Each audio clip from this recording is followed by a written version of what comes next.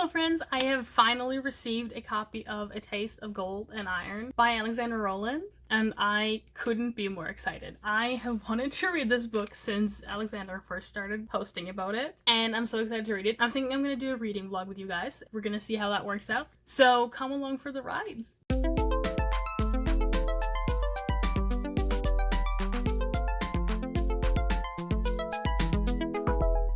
So basically, it's a fantasy romance based on the Ottoman Empire. And one, this cover, look at how gorgeous this cover art is. Two, it apparently just has some really good character interactions in terms of like a really stoic and grumpy bodyguard. And then the prince, who is maybe softer? I don't know. We'll see what happens. I'm excited to read it and find out with you.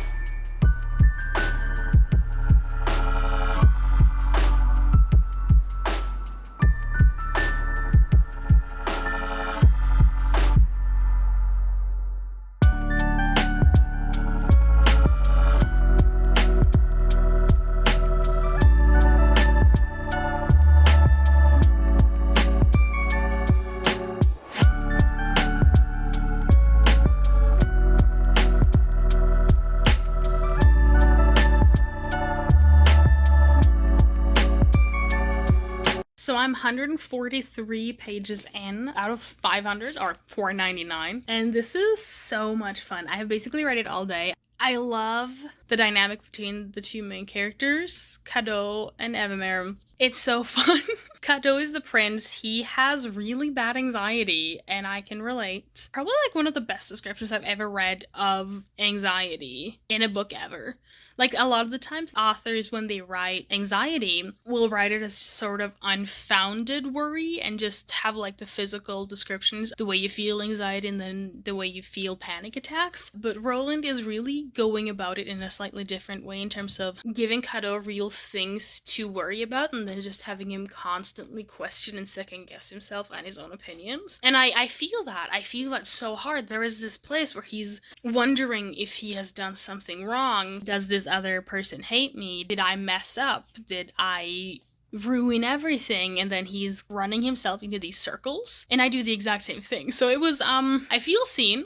So that's the prince, and then the bodyguard is very by the rules kind of guy. He plays everything strict. He has trained his entire life to protect the prince, and now that he's getting to know the prince, he's like, oh, the prince is sort of weird. What is going on here? My favorite part so far, other than the fact that Evemere is just so exasperated all the time, the scene where Evemere underestimates Cadeau because he thinks that the prince is just a prince, but Cadeau has a lot more to him than meets the eye, and I am enjoying that so much. Some really, really great character interactions here. I was sold on the great character interactions before I started reading it, and I am more than enough sold on it now. I'm hoping to finish it in like 2 days, so there'll probably be 2 more updates before I finish it, and we will see what goes on then. I'm on my way to work right now, so I'm probably gonna read during my lunch break if I can get away with it. I am very much enjoying this book.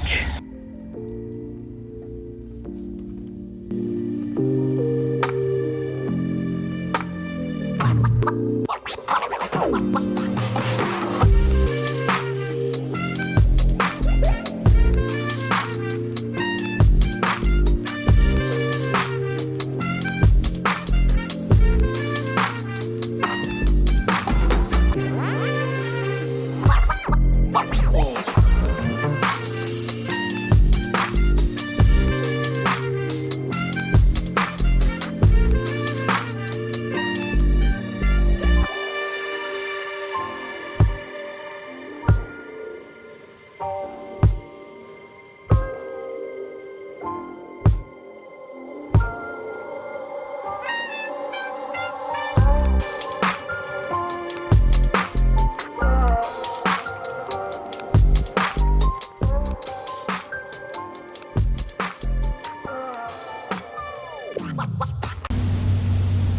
washing each other's hair?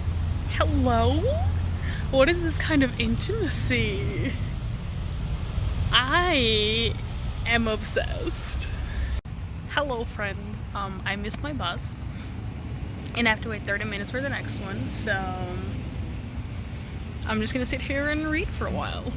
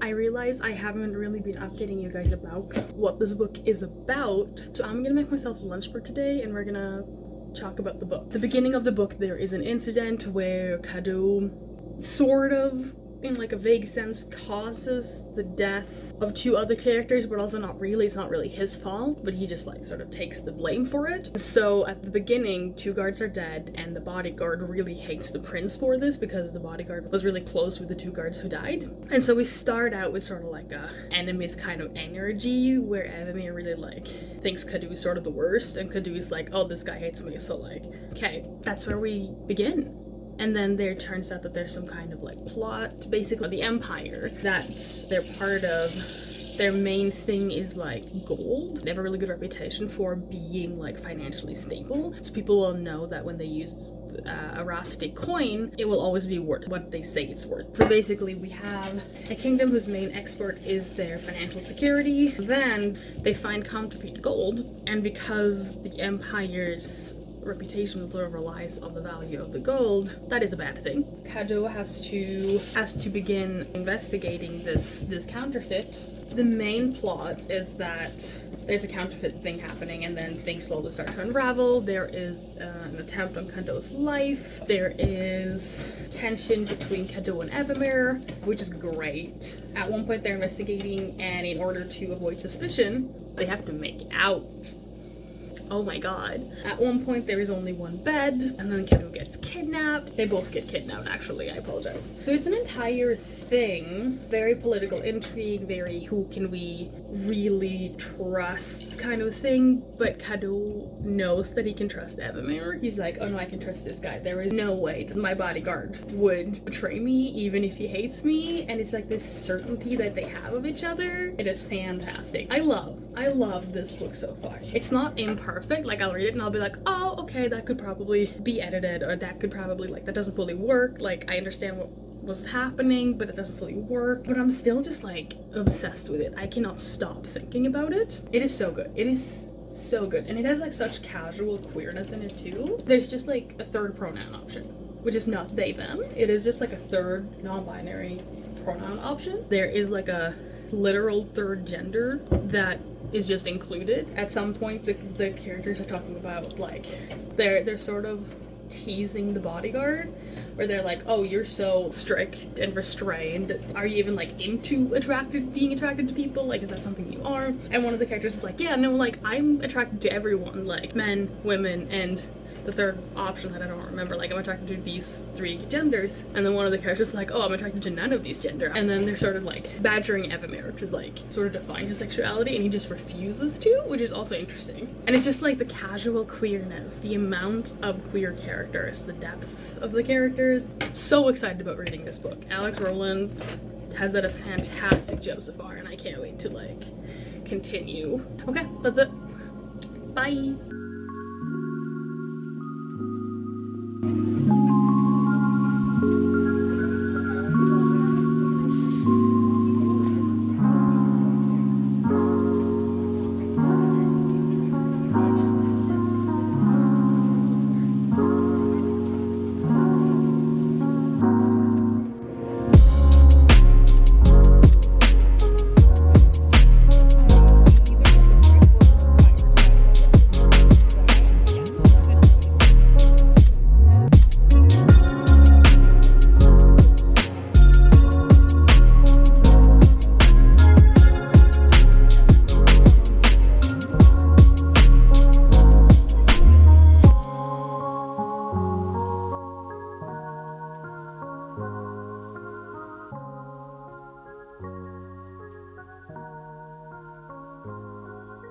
Alright, let's talk about it. So it's been a little while since I finished A Taste of Golden Iron. Just haven't had time to film. I apologize, this is a little delayed reaction. But honestly, it was so much fun. It was such a fun book to read. I have already lent it out to a friend. I have been talking about it nonstop to the people that I know. I've been like, hey, I just finished this book.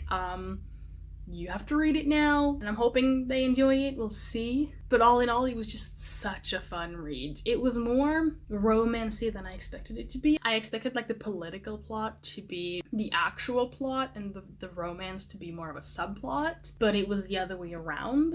It just really put the romance into fantasy romance. It was mostly a romance book, and then there was a fantasy plot that was happening, but it was just a vehicle for the romance, which I appreciate. I am a romantic at heart, and I love a good romance. And this was a good romance. The relationship was sweet. Both Evamere and Kadu are really learning things from each other. Both of them sort of have to adapt. Evamere learns how to like accept help and have needs, and I guess they both have sort of similar journeys in that they both have to learn how to accept help and how to face the facts that they have needs and that those needs need to be met sometimes. And that is a very personal issue to me, so of course I'm gonna enjoy it. But yeah, if you're interested in reading a fantasy book that is like a political fantasy, this is probably not the book for you. This is mostly a romance. And the plot was good. It had some weaknesses, like the villain was a little like not really well fleshed out. The counterfeit plot was not that strong, definitely not the book's strongest suit. I think the book's strongest suit is by far the romance, the relationship between all the characters, honestly. Like even the friendship and like the siblinghood were both really solid, strong points. If you want like a found family energy, this book brings it. And another strength was also the characters and the representation. Basically every character was marginalized in some form, and I enjoy a book like that. Like that's my friend group, right?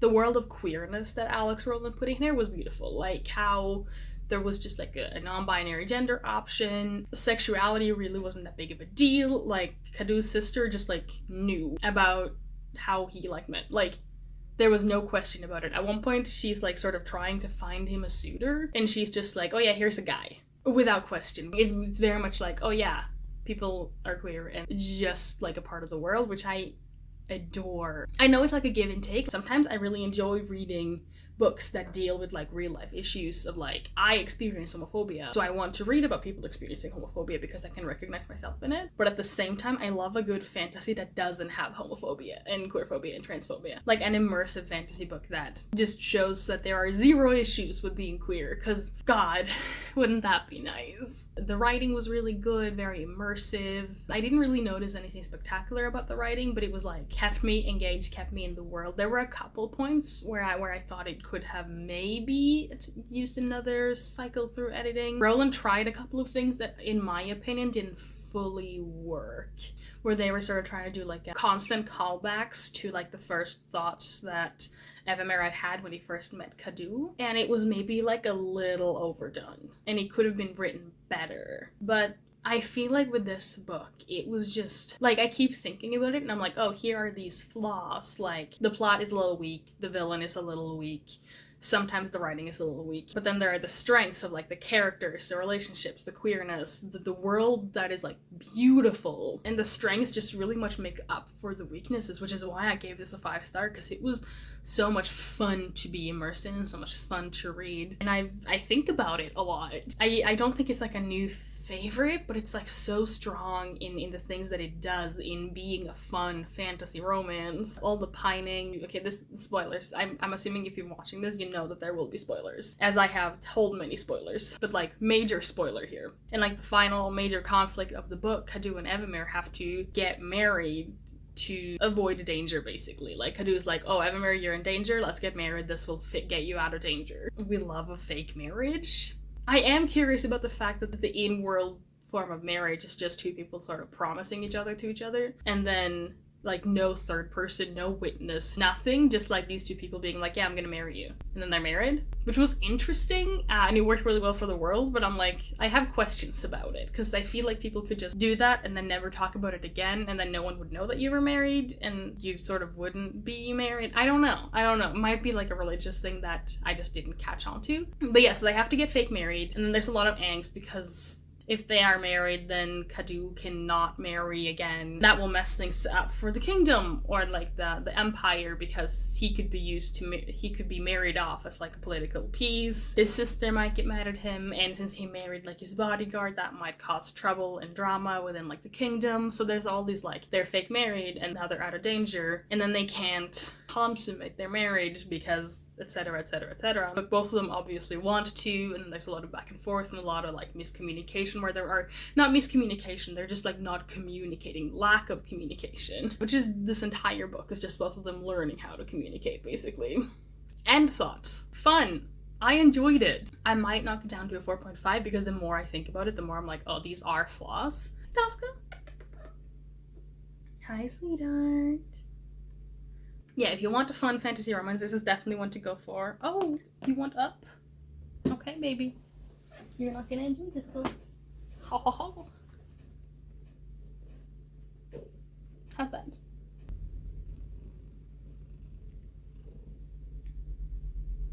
The scene where they wash each other's hair is so good. We love a queer fantasy romance. If you're friends with me, I'm probably gonna make you read it, so enjoy that, I guess. If you have read it, please let me know what your thoughts were down below. Did you also realize who the villain was from like the get-go? Can't wait to hear your thoughts. This is my first reading vlog, so I am not sure how it's gonna turn out. We'll see. It might be a little messy, but I hope you will forgive me, and I promise it'll be better in the future.